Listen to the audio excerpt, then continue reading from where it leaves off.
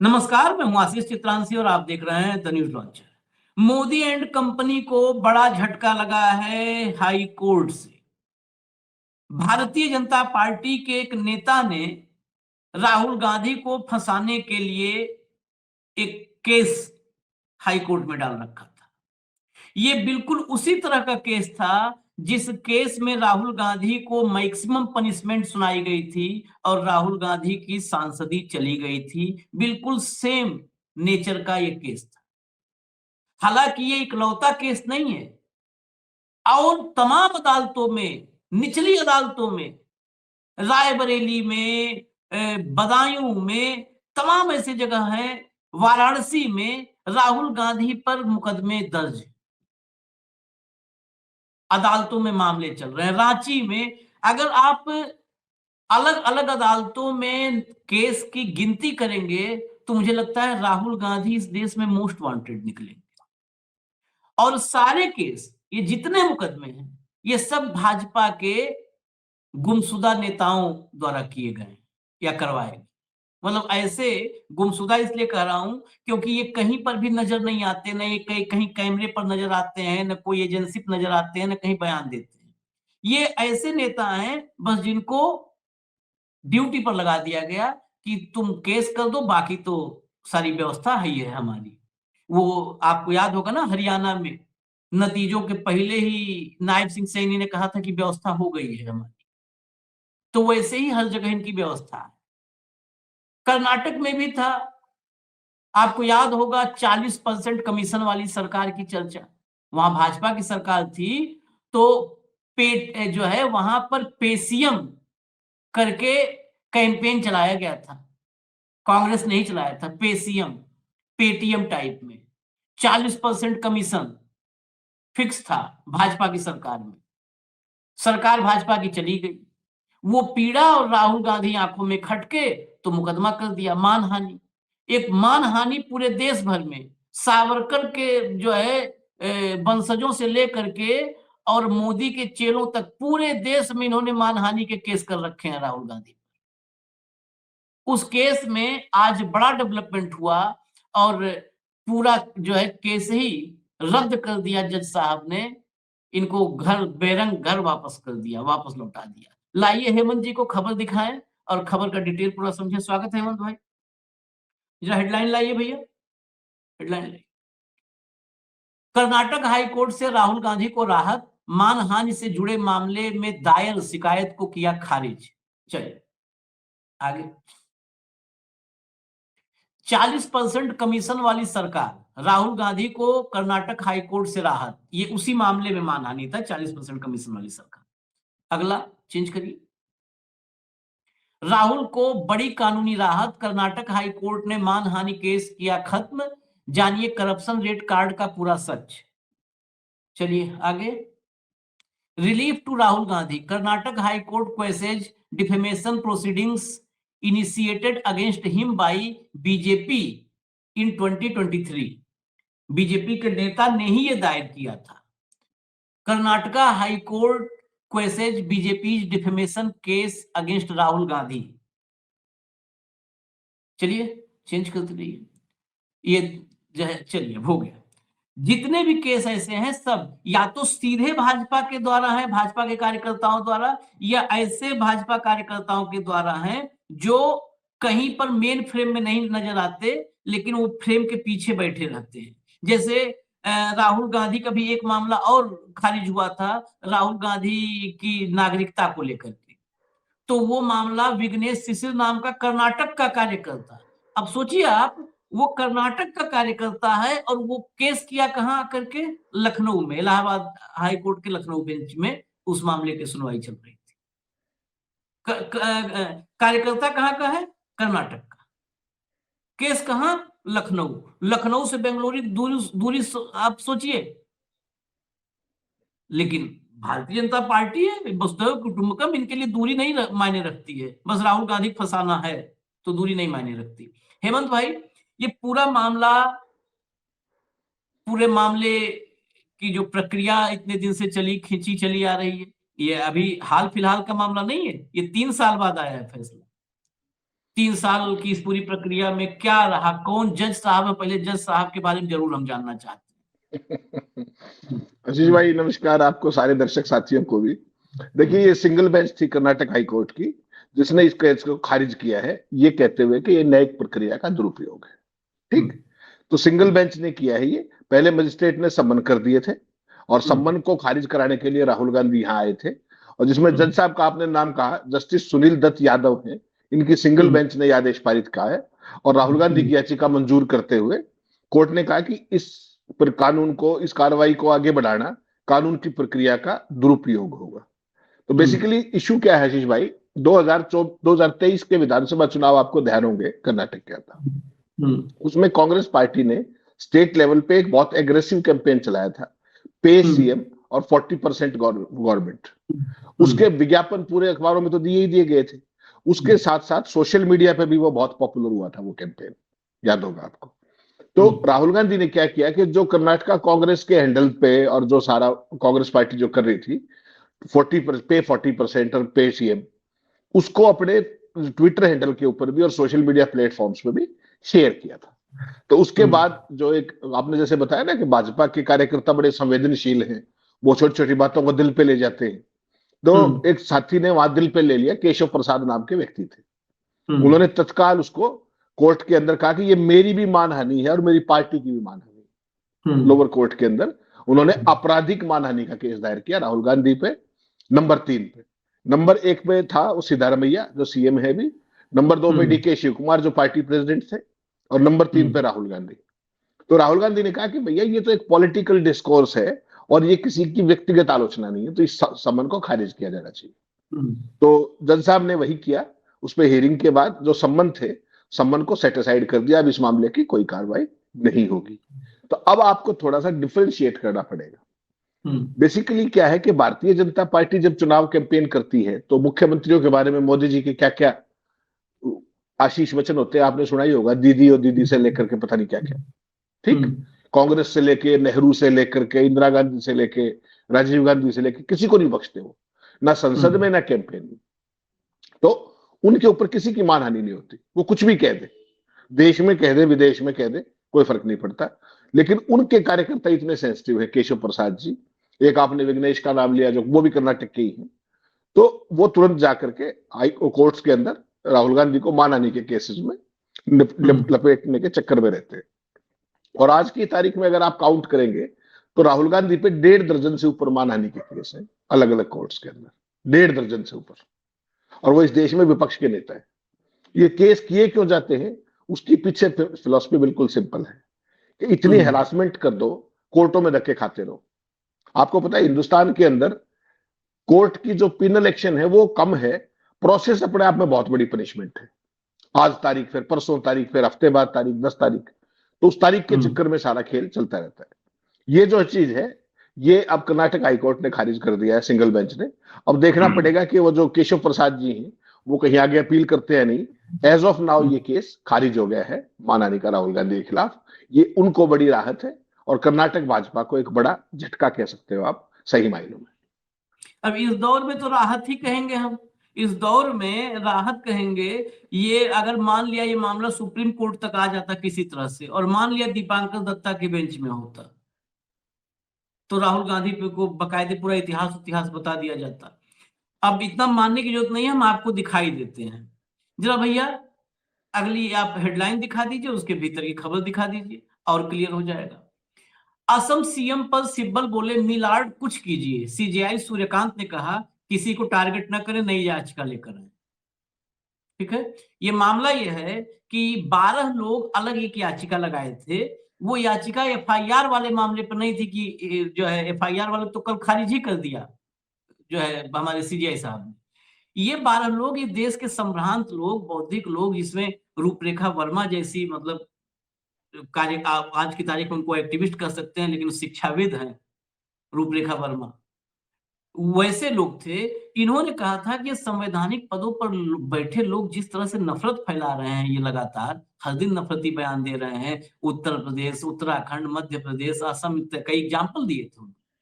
और ऐसे लोगों को एक गाइडलाइन बनाइए, कुछ तो आप ड्राफ्ट कीजिए, जो है सुप्रीम कोर्ट को निवेदन किया था। और इसको आप कंट्रोल करिए, नहीं तो ये समाज को विभाजित कर रहे हैं, बहुत तेजी से विभाजित कर रहे हैं। उस पर ये जवाब था। आगे बढ़ के और बता देता हूं, तो अभी चलते हैं डिटेल में। लाइव लॉ की रिपोर्ट के अनुसार इस याचिका में संवैधानिक पद पर बैठे लोगों के लिए ऐसी गाइडलाइन जारी करने की अपील की गई थी जो संविधान के खिलाफ बयान देते रहे। दरअसल याचिका में असम के मुख्यमंत्री हिमंता बिस्वा शर्मा के हालिया बयानों का हवाला दिया गया था। साथ ही असम बीजेपी के जारी विवादित वीडियो का भी हवाला दिया गया था, जिसमें एक समुदाय विशेष को निशाना बनाया गया था। अब आगे चलिए जरा, यहां तक तो एक खबर थी। अब हमारे देश में जब न्याय के देवता ने न्याय किया, वो भी जानना जरूरी है। सीनियर एडवोकेट कपिल सिब्बल पेश हुए। उन्होंने कहा, हमें कुछ करने की जरूरत है, केवल हमारे लॉर्डशिप ही कुछ कर सकते हैं। यह बेहद जहरीला होता जा रहा है, यह किसी व्यक्ति के खिलाफ नहीं है। इस पर सीजेआई सूर्यकांत ने कहा, निश्चित रूप से यह याचिका एक व्यक्ति विशेष के खिलाफ है। उन्होंने कहा, ये व्यक्ति के खिलाफ नहीं, आप गाइडलाइन जारी करिए। तो उन्होंने कहा, निश्चित रूप से एक व्यक्ति विशेष के खिलाफ है, इसमें केवल उन्हीं के बयानों का हवाला दिया गया है। आगे चलिए, आगे चलिए। जब सिब्बल ने यह कहा कि यह किसी व्यक्ति के खिलाफ नहीं है, तो सीजेआई सूर्यकांत ने कहा, याचिकाकर्ताओं ने कुछ लोगों को अपनी सहूलियत के अनुसार चुना और दूसरों को नजरअंदाज किया। यह मंजूर नहीं होगा। आप सभी को फेयर होना चाहिए। अब मैं अभी हो गया हो तो हम चले सवाल पर, नहीं तो हो तो दिखा दीजिएगा और कुछ बचा हो। मैं एक ही बात समझना चाहता हूं। मैं भी ये चाहता हूं कि केवल हिमंता बिस्वा शर्मा का नाम, ये मैं भी चाहता हूं। इसमें हिमंता बिस्वा शर्मा का नाम हो, इसमें पुष्कर सिंह धामी का नाम हो, इसमें योगी आदित्यनाथ का नाम हो, इसमें मोहन यादव का नाम हो, इसमें भजन लाल शर्मा का नाम हो, इसमें नायब सिंह सैनी का नाम हो, इसमें देवेंद्र फडणवीस का नाम हो, इसमें नारायण राणे का नाम हो, इसमें नारायण राणे के दोनों बेटों का नाम हो, इसमें मनोज तिवारी से लेकर के और जितने ये हीरो बने घूम रहे हैं, इसमें अनुराग ठाकुर का नाम हो, इसमें नरेंद्र मोदी का नाम हो। ये सब तो अभी हम नीचे भी बात कर रहे थे, क्योंकि हेट स्पीच में जो सबसे ज्यादा हेट स्पीच की रिपोर्ट तैयार होती है कि कितने एक साल में कितने हेट स्पीच दी गई और किसने कितनी हेट स्पीच दी है, इस सूची को हमारे नरेंद्र मोदी जी टॉप करते हैं, टॉप करते हैं, वो टॉपर है। उसके बाद नीचे फिर अमित शाह, योगी आदित्यनाथ, हिमंता, सबका नाम रहता है।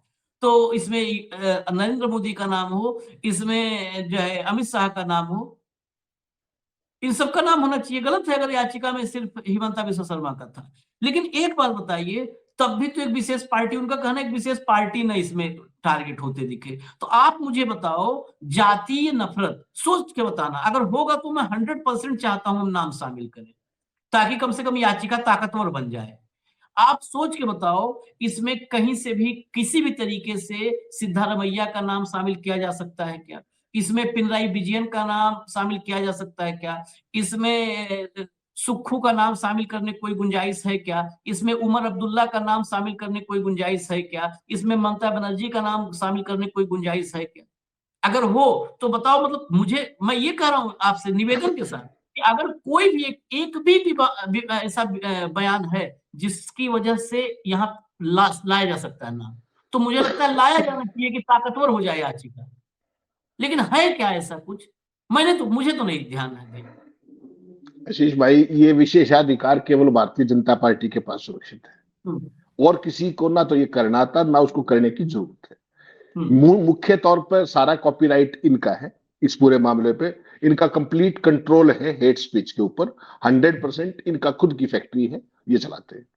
उसके अलावा आप एक बार 2 लाइन ऐसी बाहर कह के देख लो, या अपनी कोई एक वीडियो ऐसी डाल के देख लो जो हेमंता बिस्वा शर्मा ने डाली थी, आपको समझ में आ जाएगा। और ना समझ में आया हो तो कुछ मत कीजिए, केवल वांगचुक का वो वीडियो सुन लीजिए जिसमें उसने क्या कहा था, क्या धाराएं लगी हुई है उसके ऊपर। 5-5 साल से लोग जेल के अंदर पड़े हुए, तिहाड़ के अंदर, और सुप्रीम कोर्ट कह रहे हैं कि जेल का स्टे कोई महत्वपूर्ण नहीं। केस भी शुरू नहीं हुआ अभी तक, केस भी शुरू नहीं हुआ, और उसके क्या उसके सबूत हैं, क्या कुछ सामने नहीं है। उससे विपरीत करके देखिए आप, दिल्ली के अंदर जो भाषण दिए थे अनुराग ठाकुर ने, देश के डैश डैश, उसके बाद अपने वर्मा ने, ये जो साहिब सिंह वर्मा का बेटा है, क्या नाम इसका, डिप्टी सीएम है दिल्ली का, प्रवेश वर्मा, कपिल मिश्रा। हाँ, इन दोनों के जो भाषण दिल्ली के अंदर थे, एक बार उनकी क्लिप निकलवा के देखिए। क्या उनको जमानत भी मिलनी चाहिए उन भाषणों के बाद, लेकिन उस बाकायदा कोर्ट ने एफआईआर दर्ज कराई थी, उसके बाद क्या हो गया? कुछ नहीं हुआ, कुछ भी नहीं हुआ। तो ये पूरी इम्यूनिटी के साथ ये चीजें कर रहे हैं पूरी भारतीय जनता पार्टी। और ये आपने नीचे से गिराना गलत शुरू किया, ये ऊपर से शुरू कीजिए। इसकी शुरुआत कहां से होती है? इसकी शुरुआत सीधे प्रधानमंत्री से होती है। अमेरिका के अंदर तो लाई मीटर है एक, उसमें ट्रंप के सारे झूठ डेली बेसिस पे गिने जाया करते हैं। हमारे यहाँ तो ऐसा भी नहीं है। हमारे यहाँ तो लाई को भी क्रांति करके बताया जाता है कि आज प्रधानमंत्री ने विपक्ष पे ये कर दिया और वो कर दिया और फला कर दिया। प्रधानमंत्री जी केवल हमारे हिंदुस्तान के ऐसे हैं जो 62 साल पहले जो दुनिया को आदमी छोड़ के जा चुका जवाहरलाल नेहरू, उनके बारे में बात किए बिना प्रधानमंत्री जी का कोई भाषण पूरा नहीं होता, ना संसद के अंदर ना संसद के बाहर। अब वो पौने 12 साल से सत्ता में है, तो उसके बावजूद भी मंगलसूत्र छीन लेंगे, तुम्हारा ये कर देंगे। तो ये सोचना पड़ेगा कि असुरक्षा कब तक बेचोगे आप, भय कब तक बेचोगे आप, भ्रम कब तक बेचोगे आप, झूठ कब तक बेचोगे आप। कभी ना कभी तो आपको अपना हिसाब किताब देना पड़ेगा। ये डंके कब तक चलेंगे, फर्जी डंके। तो उस सारे में क्या है कि ध्यान बांटने के लिए आशीष भाई कि मूल मुद्दों से ध्यान। अब देखिए हुआ क्या है, इस देश में क्या चल रहा था, हरदीप के पुरी के बारे में रोजाना आज फिर सारा खेल कर दिया अपने उसमें कांग्रेस के प्रवक्ता पवन खेड़ा ने, फिर बता दिया कि इतनी बार मिले, इतने ये थे, ये सारी मेल वो सारी फिर दिखा दिया। उससे ध्यान बांटने के लिए कुछ और छेड़ने के चक्कर में थे एआई समिट पे, अभी मैक्रो से मिलने बॉम्बे में इवेंट क्रिएट करने लगे, माई फ्रेंड हैज कम और फला। ठीक, बांग्लादेश इसलिए नहीं गए। कोशिश करते हैं नैरेटिव बदलने की, और कहीं भी कोई ऐसा विवाद छेड़ दो जिससे मूल मुद्दे हट जाएं। और मीडिया को उस बात की स्पेशल ट्रेनिंग और ब्रीफिंग है। वहां जो संपादक बिठा रखे हैं उन सबको यही काम है कि जो वहां से व्हाट्सएप मैसेज आए उसी रन डाउन के ऊपर काम करना है। तो ये आप किसी भी रूप में देख लीजिएगा। हेट स्पीच के ऊपर आपको क्या लगता है कानून नहीं है इस देश के अंदर? सब हर चीज के ऊपर कानून है, हर चीज पे कानून है। सुप्रीम कोर्ट को तो केवल उसको लागू करना है। लेकिन सत्ता पक्ष के खिलाफ कोई फैसला देखा हो तो कोर्ट में आपने रिसेंटली बता दीजिए मुझे। लास्ट फैसला जिसकी चर्चा हुई थी वो क्या था? Electoral bond. ठीक, उसको असंवैधानिक घोषित किया था। उसके बाद क्या हुआ कि साहब इसकी जांच करानी चाहिए, क्विड प्रो को है, जांच करा दी क्या? जिस चीज को सुप्रीम कोर्ट असंवैधानिक कह रहा है उसकी भी जांच कराने को तैयार नहीं सुप्रीम कोर्ट। कभी सुना आपने ऐसा? उसके बाद माननीय प्रधानमंत्री जी का दफ्तर आदेश करता है राज्यसभा और लोकसभा सेक्रेटरीट को कि पीएम केयर्स और जो बाकी उनके फंड्स हैं उसके बारे में सवाल ना तो पूछे जाए ना जवाब दिया जाए। कौन तय करता है ये काम? राइट टू इंफॉर्मेशन की पहले आरआईपी कर चुके हैं। ठीक, तो बचेगा क्या? लोकतंत्र की क्या चीज है? सवाल जवाब, डिस्कोर्स, या इसके अलावा कुछ है? वो दोनों खत्म कर दिए। जो मीडिया की आजादी है उसमें आपका हाल देख रहे हो आप। पोमेरियंस देख लीजिए, प्रचार पत्र देख लीजिए। आप जैसे 10-20 साथी बचे हुए देश के अंदर, उनका भी नंबर जल्दी आने वाला है, बहुत जल्दी आएगा। ठीक, सोशल मीडिया पे कुछ लिख के देख लीजिए। जो ये बोलते हैं सरेआम कैमरे पे, आप उसको ट्वीट करके देख लो, आपको समझ में आ जाएगा भारत में कानून है कि नहीं। सारी धाराएं आपके ऊपर लगेंगी। तो आशीष भाई, ये जो पिक एंड चूज की पॉलिसी है ना, ये जो कपिल सिब्बल जैसे लोग हैं, ये बेचारे समझ नहीं पा रहे, ये नए सिस्टम को एडॉप्ट नहीं कर पा रहे कि भाई यहां जाकर के क्यों अपना समय खराब कर रहे हो, वहां जाने से कुछ नहीं होगा। जो वीडियो हेमंता बिस्वा शर्मा का था उसके बारे में जज को सोचने की भी जरूरत थी क्या? बोला नहीं, आप हाई कोर्ट में जाइए। सिंघवी ने कहा कि साहब दूसरे किसी स्टेट के हाई कोर्ट में भेज दीजिए हमें। वहां का मुख्यमंत्री कहते आपको हमारे जजेस पे भरोसा नहीं, न्यायपालिका प्रभु भरोसा तो आपके ऊपर था, आपके पास आए थे हम, तो आपने कर दिया पूरा। ईडी की आर्टिकल 32 की पिटीशन तुरंत वही सुप्रीम कोर्ट एक्सेप्ट करता है, तुरंत। हाँ, ईडी की करेगी। आज हियरिंग है हाई कोर्ट के अंदर और आज ही वो दिल्ली फाइल कर रहे हैं, उनकी कल हियरिंग आ जाती है। ठीक, और उसको टेकअप किया जाता है।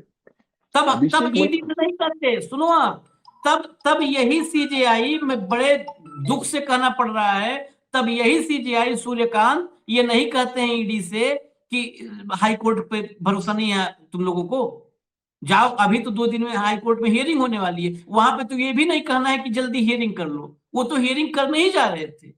तब आपने जो है एक बार नहीं बोला।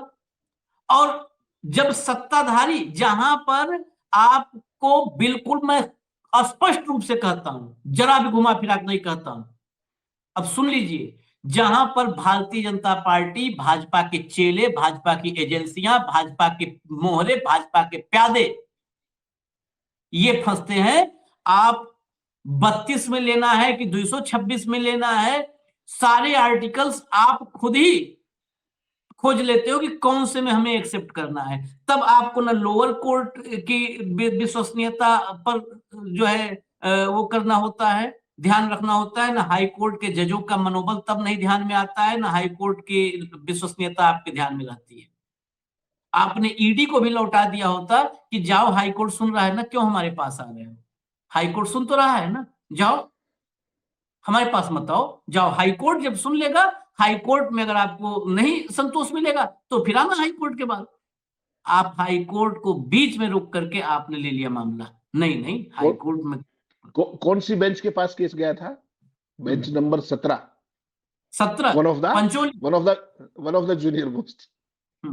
इतना बड़ा आपने केस। आपने नहीं बोला, विजय शाह का मामला जब आपके पास आया तो आपने नहीं बोला कि आपके मामले पे तो हाई कोर्ट एकदम ही एक्टिव है, सुबह दोपहर शाम 3 बार अतुल श्रीधरन सुनवाई करने को तैयार है। आप क्यों यहाँ आए हो? पहले जाओ वहां पर हाई कोर्ट में और जस्टिस श्रीधरन में आप भरोसा रखो। और अगर नहीं वहां से आपको सुओमोटो केस था वो, सुमोटो, आप तो वहां उनका खुद मोरल से डाउन नहीं, उनका मोरल डाउन नहीं हुआ, उनकी नहीं बदली कर मोरल, दी गई।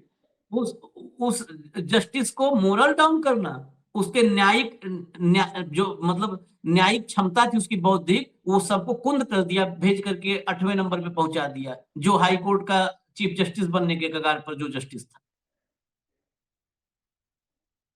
देश को सारे लोग नेता हो गए हो आप लोग, भाई सारे लोग नेता हो गए हो। आपके अवमानना से और जेल भेज देने से रत्ती भर नहीं डर है। फिर सुन लो, नहीं बोलना चाहते थे, कई बार हेमंत भाई मना करते हैं कि सुप्रीम कोर्ट है, थोड़ा सा वो करना चाहिए। अरे क्या करना है यार, देश खा जा रहे हैं सब के सब और हम बैठे रहे कि ये सुप्रीम कोर्ट है? इसको निशिकांत दुबे गाली देगा तो इनकी इज्जत बढ़ती है, इनकी छाती चौड़ी होती है। इन पर जूता फेंकेगा संघी वकील तो इनके मुंह से बतास नहीं निकलता, बयान नहीं निकलती। हमारे कहने से अगर इनको लग रहा है तो मान लो मानना, जाओ मान लो मानना।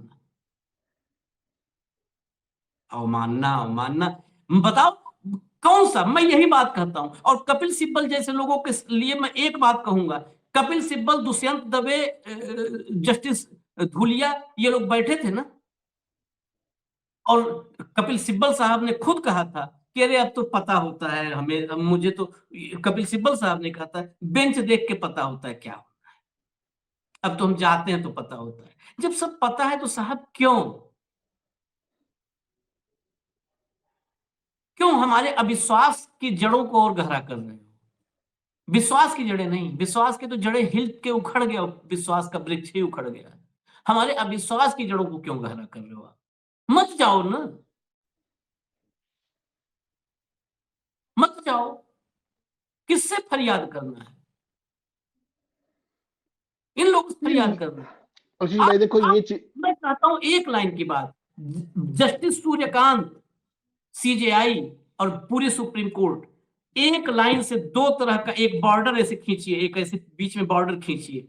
एक तरफ वो मामले रखिए और वहां पर इस सुप्रीम कोर्ट की सक्रियता देखिए जहां पर सरकार की गर्दन फंसती है,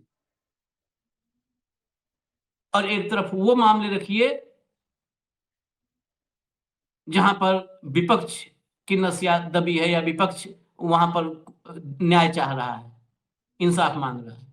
अरावली, सरकार फंस चुकी थी, सरकार फंस चुकी थी।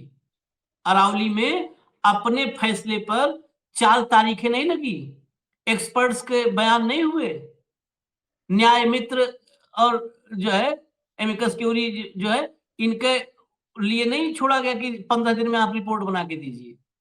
सरकार की गर्दन फंस चुकी थी अरावली पर। अपने अपने निर्णय को स्टे किया, सुप्रीम कोर्ट ने अपने निर्णय को स्टे किया, आनन फानन में किया, भागते हुए किया, बिना तारीख पर तारीख दिए किया। मैं गिनवा देता हूं। फंसे यूजीसी में, सुओमोटो लेकर के रोका, सरकार खामोश है, जो सरकार उसमें पक्षकार है, अदालत में भी खामोश थी, बाहर भी खामोश है, सड़कों पर झगड़ा हो रहा है इस देश में, सड़कों पर झगड़ा हो रहा है इस देश में, सड़कों पर गाली गलौज हो रहा है, सड़कों ब्राह्मण जो है अपर कास्ट के लोग एक तरफ खड़े हैं और SC ST OBC एक तरफ खड़ा है, उनके बीच में कटुता फैल रही है। कौन जिम्मेदार है? सरकार खामोश है और अदालत ने रोक लगा के तारीख दे दिया 19 मार्च का। कौन जिम्मेदार है? ED का मामला तत्काल लाओ, 32 में हम सुनेंगे तो तुरंत होगा। और संवैधानिक प्रश्न है CJI चुनाव आयुक्तों की नियुक्ति के लिए कमेटी, जो कानून बनाया मोदी जी ने चेंज किया, जिसमें CJI को आउट किया, उसको 2023 में चैलेंज किया गया था। 2026 से तारीख कब से नहीं लगी है हेमंत भाई? अब बताइए आप, कब से तारीख नहीं लगी है? आशीष भाई, यही दुर्भाग्य है। मैं तो आपको कई बार मैं कह चुका हूं इस मामले में कि जब ज्ञानेश गुप्ता का कार्यकाल पूरा भी हो जाएगा ना, तब तक भी फैसला आ जाए तो गनीमत होगी। मेरा तो ऐसा व्यक्तिगत तौर पर मानना है। और जिस दिन उस कमेटी की मीटिंग थी, उससे पहले दिन भी प्रशांत भूषण ने वो मेंशन किया था और हमने शो भी किया था उसमें। मैंने तब भी आपको कहा था कि निश्चिंत रहिए, कुछ नहीं होने वाला है। तो ये जो प्रोसेस अपने आप में है, process itself is a punishment. और वो सबसे बड़ी राहत उनके लिए है जो लोग उसके लाभार्थी हैं या जो लाभ देने वाले हैं, सरकार। कल जो हियरिंग थी असम के CM की, आप सोचिए, अभिषेक मनु सिंघवी ने 17 केसेस साइट किए थे, सिमिलर 17 केसेस के सब आर्टिकल 32 में इनसे आपने इंटरवीन किया है। हाथ जोड़े उस आदमी ने कि साहब आप एक बार इसको देख लीजिए, ये उन स्टैंडर्ड्स पे खरा उतरता है। Nothing doing. तो ये स्टैंडर्ड्स तो कुछ है ही ना, ये कुछ कह तो रहे ही। आपने बिल्कुल ठीक कहा, विजय शाह वाले मामले में उस जज का कोई मोरल नहीं था बेचारे का, जिसने सुओ मोटो लिया। असम के मुख्यमंत्री के समय अगर मैं CJI होता तो सुओ मोटो 1 घंटे के अंदर लेके नोटिस बुलाता, रात को हियरिंग करता उस केस में। और ये हियरिंग करने के लिए बना कर रहे हैं कि ये प्लेग्राउंड नहीं होना चाहिए। जब आधा चुनाव उसमें कोर्ट में लड़ा जाता है तो आपने कौन सा न्याय दे दिया? SIR को लेके आप क्या कर रहे हैं, बता दीजिए। आज आप हैरान होंगे, मेरी बेटी का भी 15 दिन पहले वोट बना था। फोन आया BLO का कि साहब आप अपना 2002 के कागज लेके आइए। बताइए मैं कहां से लेके आऊं? बेटी का वोट बना हुआ है, अभी बना हुआ है, अभी तारीख। आज आ गया BLO का फोन, बोलो कागज लेके आइए, कौन सा भाग था, कौन से उसमें थे। बताइए, मुझे क्या पता 2002 में कहा क्या था। ये है वोट का अधिकार। खुद बनाया, चुनाव आयोग नहीं बनाया होगा ना वो चुनाव वोट।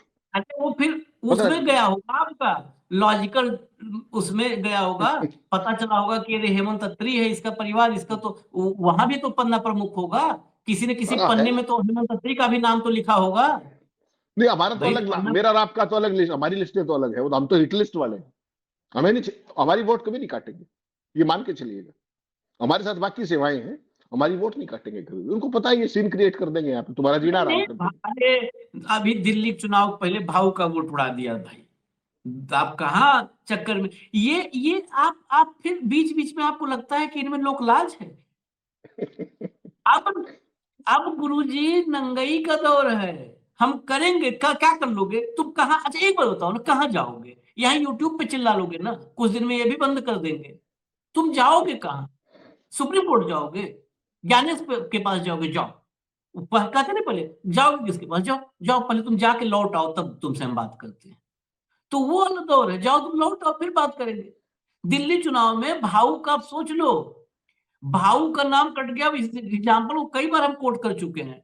उनकी पत्नी का टाइटल चतुर्वेदी है, वानखेड़े होता तो पत्नी का भी कटता। वो जोड़ी नहीं पाया, कनेक्शन के चतुर्वेदी नहीं फिट बैठ रहा मामला। भाभी का मतलब पत्नी का उनका नाम नहीं कटा। भतीजी रह के पढ़ाई करती थी, भतीजी की शादी हो गई 7 साल पहले, उसका नाम भी नहीं कटा। भतीजी रहती थी उनके पास, रह के पढ़ाई करती थी, उसकी शादी हो गई 5-6 साल पहले, उसका नाम भी नहीं कटा, इनका नाम काट दिया। और बताया क्या कि BLO ने विजिट किया था तो नहीं मिला, मतलब ये था कि नहीं रहते। तुम तो कहा भाई, हमारी पत्नी कही कि भतीजी आके मुंबई से कह गई कि हम नहीं रहते हैं, हम चल बसे हैं। क्या था? बड़े मुश्किल से जुड़ा, ये गए दफ्तर में तो वहां जो कर्मचारी थे, कर्मचारी तो अपना कहे आप जानते ही हैं, छोड़ दीजिए, प्रक्रिया कर देते हैं जोड़ने का, आप जानते हैं ये कैसे कटा होगा, इसमें क्या। तो ये भ्रम में मत रहिए हेमंत भाई। हाँ, फाइनल कमेंट करिए, भ्रम में मत रहिएगा कि नहीं काटेंगे, चलो काट देंगे। ये तो इनके पन्ना प्रमुखों को मेरी चुनौती है, एक बार नाम काट के देखे, चलिए ये भी आज बात रही, इनको भी पता लगेगा। ऐसा नहीं है आशीष भाई, इनको भी ये, इनको पता है कि कौन किस आदमी के पास कौन सी सेवाएं हैं। लट से सबको डर लगता है भाई साहब, ठीक है ना। जो लट भी इतना बड़ा रखा हुआ है सामने, उसको देख के ही पसीने आ जाएंगे, वो इधर मुंह भी नहीं करेंगे। उनको पता है इस बात का। बहुत ही कायर लोग हैं आशीष भाई, धोखे से वार करने वाले लोग हैं, ये आमने सामने नहीं आते, ऊपर से नीचे तक, ये बात मार के से। अगर उनको ये पता है कि आशीष इस तरह सीधा कार्यक्रम दूसरा कर देगा, आपकी तरफ मुंह भी नहीं करेंगे वो। इन लोगों की यूएसपी है ये, और आज से नहीं, पूरे 100 साल की ट्रेनिंग है कि तगड़ा दिखे तो उधर मुंह भी मत करो, कमजोर दिखे तो उसको रगड़ दो। ट्रेनिंग ही है। तो आपको तगड़े बन के रहना पड़ेगा, सिंपल सी बात इतनी। इनका इलाज पता है मुझे, बहुत सारे दोस्त कहते हैं कि भाई साहब यूं हो जाएगा, फला हो जाएगा, आप लोग इतना। मैं कहा भाई हो जाने दो, फिर उसके बाद देखें। तो मैं तो देश के लोगों को हमेशा एक ही बात कहता हूं, सारे दर्शक साथियों को भी, डर के आगे जीत है। जिस दिन दिमाग से जेड़ का भय निकाल दोगे, उस दिन ये सत्ता नहीं रहेगी। यही इतना समझ जाए देश, उतना उस दिन। ये डरते किस बात से है, सत्ता डरती किस बात से है, कि लोग उनसे डरना बंद कर देंगे। तो हमने तो डरना बंद कर रखा, हमने डर सीखा ही नहीं। जिस दिन लोग सीख जाएंगे, उस दिन ये डर के भाग जाएंगे, ये मेरी गारंटी है आपको। चलिए इजाजत दीजिए, कार्यक्रम राहुल से शुरू होते होते हम न्यायपालिका पर इसलिए बेसिकली हम इधर शिफ्ट हुए थे कि मैंने इसीलिए कहा था जज साहब का नाम बता दीजिए कि हाँ, कि पता नहीं है वो कर्नाटक हाई कोर्ट में रहेंगे कि कर्नाटक हाई कोर्ट से कहीं और जाएंगे, क्योंकि हाई कोर्ट से तबादला भी, ये मैं नहीं कह रहा हूं, फिर कह दूं सीजीआई सूर्यकांत जी, गौर से कार्यक्रम संभव तो पूरा देख लीजिएगा ताकि क्रोध आपके भीतर का पैदा हो जाए। ये जो मैं कह रहा हूं कर्नाटक हाई कोर्ट में रहेंगे कि नहीं रहेंगे, भारतीय जनता पार्टी के सरकार के संस्तुति पर आपने अतुल श्रीधरन का तबादला इलाहाबाद हाई कोर्ट किया, किसी कोलेजियम ने, आपके सुप्रीम कोर्ट की कोलेजियम ने।